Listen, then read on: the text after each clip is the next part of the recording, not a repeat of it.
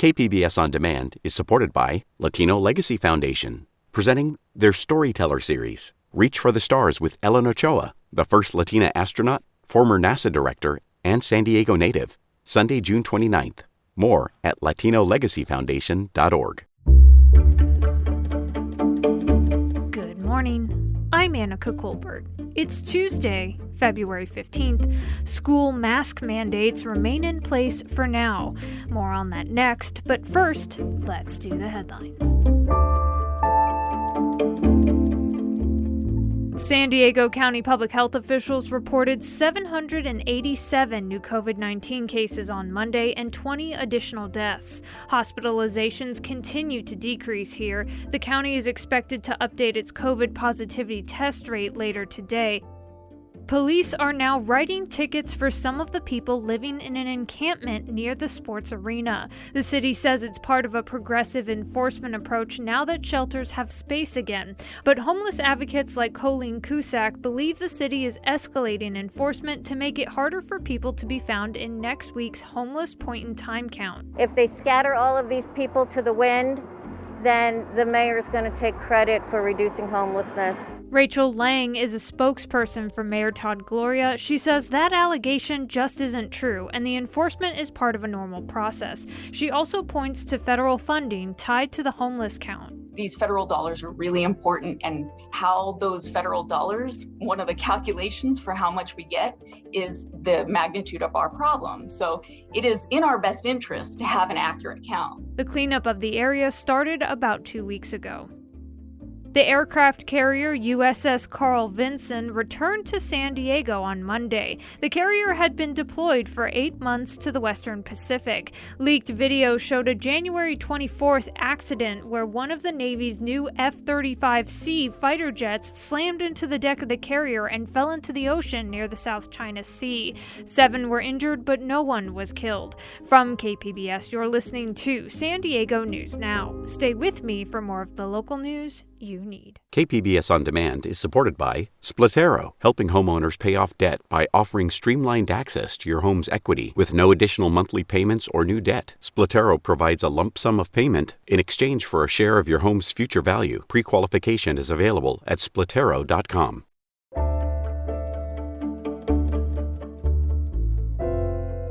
California students will still be required to wear masks for at least 2 more weeks. That's according to an announcement from the state's top health official. Cap Radio's Nicole Nixon reports. Health Secretary Dr. Mark Ghaly says COVID-19 cases, hospitalizations, and deaths are trending downward after the Omicron surge. But it's not quite at the point where it's totally safe to remove masks in classrooms. Ghaly says he'll reevaluate the numbers on February 28th. He also defended school mask requirements and said they've helped keep kids in the classroom over the past year. We have 12% of the students in the country here in California schools. And we have experienced less than 1% of school closures this year. Some parent groups have called for masks to be optional in schools, citing data that shows children are less likely to develop severe disease. Teachers' unions say they support keeping mask rules while the state gathers more data. In Sacramento, I'm Nicole Nixon.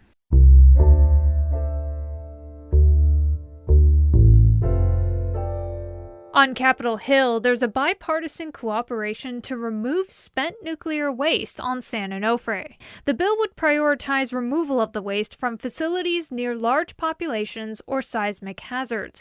San Diego Congressman Mike Levin, a Democrat, introduced the proposal with Republican Darrell Issa. Levin told KPBS Midday Edition that there's about 80 reactor sites in the U.S. that have spent nuclear fuel. We should not be building new fission power plants until or unless we have solved the nation's spent nuclear fuel challenge. And that is what I'm committed to doing. And it's of particular interest, obviously, to our district and to our region. Levin says the Department of Energy is asking for proposals from communities that may want to store spent nuclear fuel. San Diego officials broke ground on Monday on a new affordable housing project next to the Grantville trolley station. KPBS Metro reporter Andrew Bowen takes a closer look at the project and the surrounding neighborhood. The appeal of these 126 affordable homes right next to the trolley is clear. More transit ridership, fewer cars on the road, and less greenhouse gas emissions.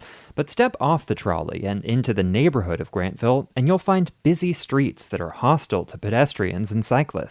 Mayor Todd Gloria says to meet the city's climate goals, that has to change. Right now, folks only have a car to get around Grantville, and I think that we owe it to them to provide the pedestrian, bicycle, and mass transit opportunities that would further help enhance this community, make it a better place for everyone to live and work. The city produced a study last year that calls for widening the streets around the trolley station to accommodate more cars.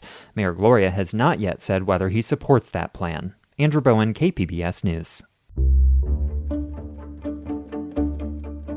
Coming up, the ACLU is suing the government for information about the future of a federal jail in San Diego that's currently being run by a private company. Also, COVID is spreading quickly in immigration detention centers. We have those stories next, just after the break.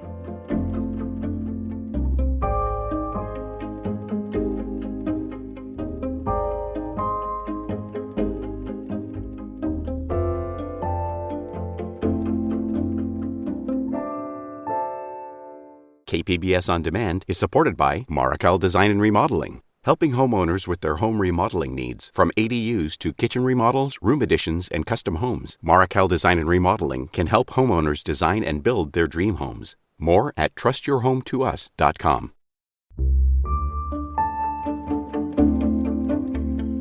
The ACLU is suing to find out whether a controversial private prison in downtown San Diego will shut down. iNewsSource investigative reporter Jill Castellano has more. Last year, President Joe Biden issued an executive order that was supposed to phase out federal private prisons.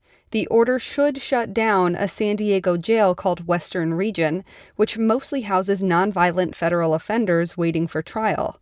But the facility is run by a controversial company called the Geo Group, and executives there have been working in secret to try to keep the jail open. This place in downtown San Diego, it impacts us deeply, and yet there is no public information about what's happening. That's ACLU attorney Bartis Vakili.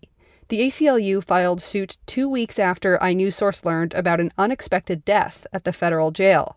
Lorenzo Lombach was arrested for smuggling drugs in September and unable to pay a $15,000 bond.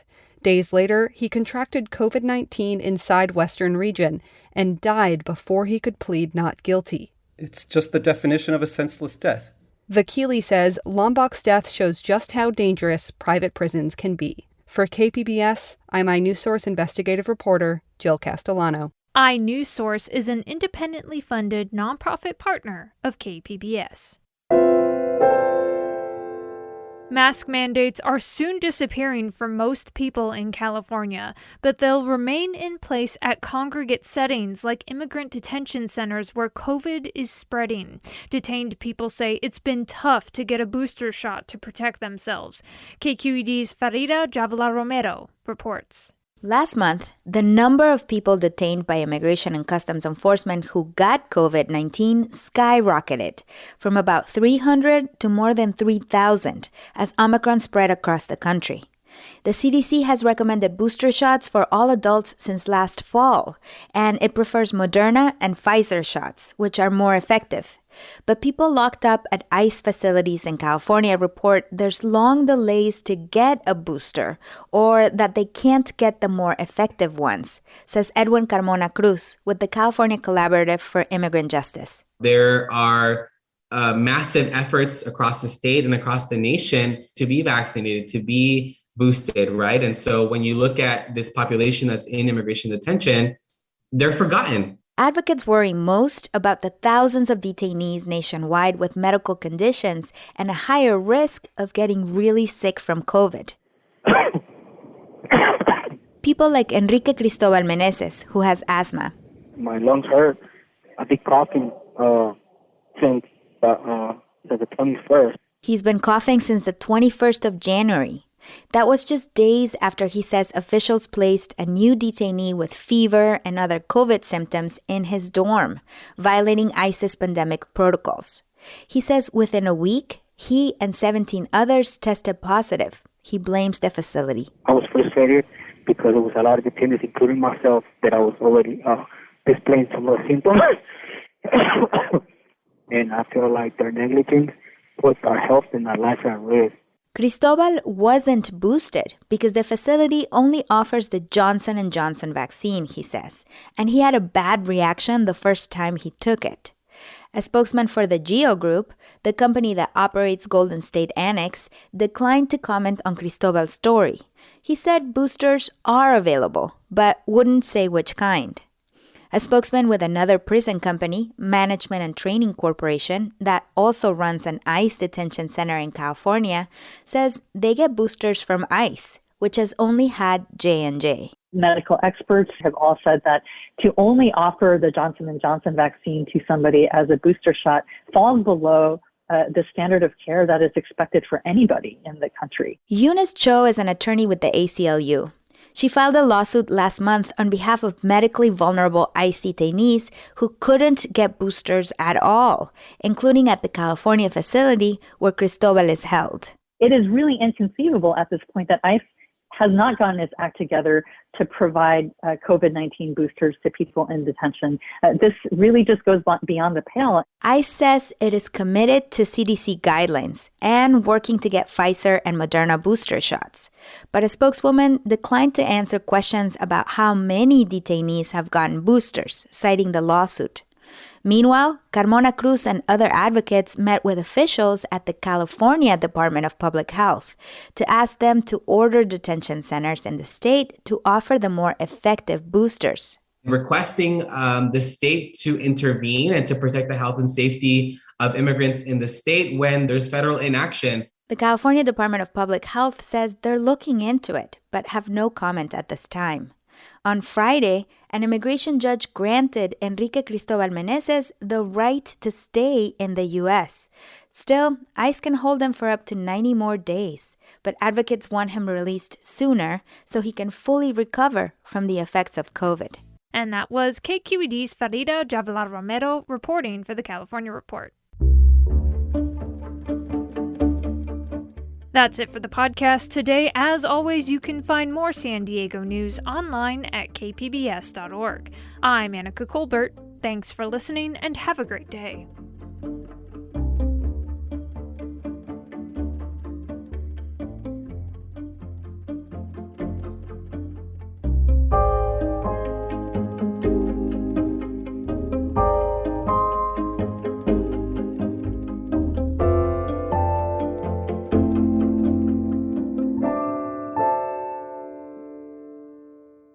KPBS On Demand is supported by Latino Legacy Foundation, presenting their Storyteller series, Reach for the Stars with Ellen Ochoa, the first Latina astronaut. Welcome Serenade by the all-female mariachi Amapolas, Sunday, June 29th. More at latinolegacyfoundation.org.